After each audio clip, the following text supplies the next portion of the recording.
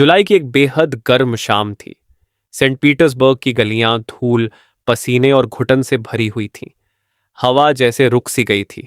शहर की हर सड़क पर बेचैनी फैली हुई थी। एक दुबला पतला युवा अपने छोटे से कमरे से धीरे धीरे बाहर निकला।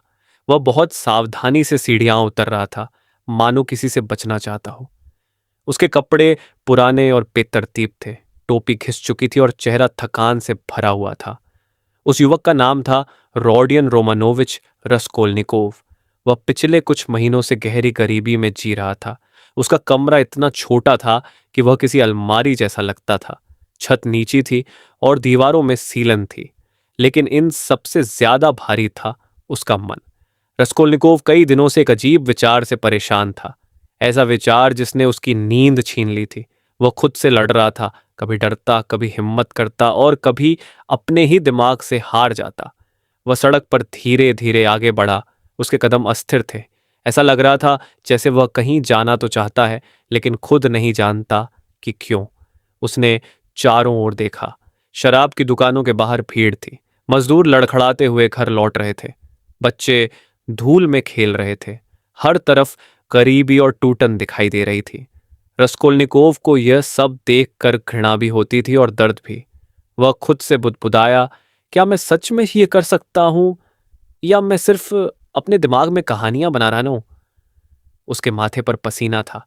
दिल तेजी से धड़क रहा था, लेकिन उसके भीतर कहीं एक खतरनाक जिद जन्म ले चुकी थी। कुछ देर बाद वह एक पुरानी इमारत के सामने रुका। ये वही जगह थी जहां एक बूढ़ी सूदखोर औरत रहती थी।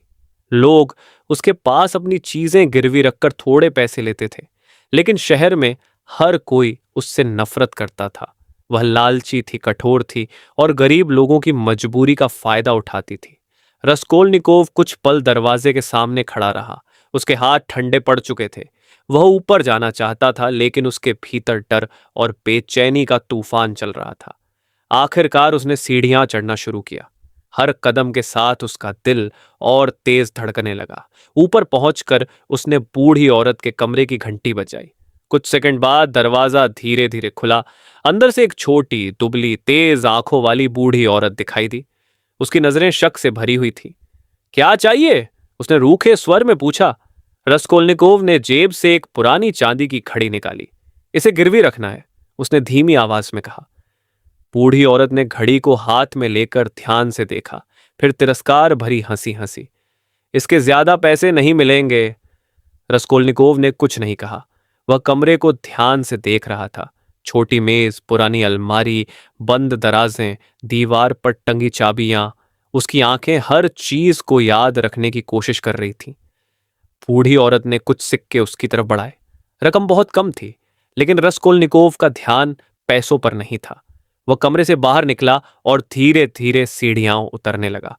बाहर आते ही उसने गहरी सांस ली, मानो किसी घुटन भरे अंधेरे से बाहर आया हो। लेकिन उसके चेहरे पर राहत नहीं थी, वहां केवल बेचैनी थी। वह सड़क पर चलता रहा। उसके दिमाग में एक ही विचार बार बार घूम रहा था।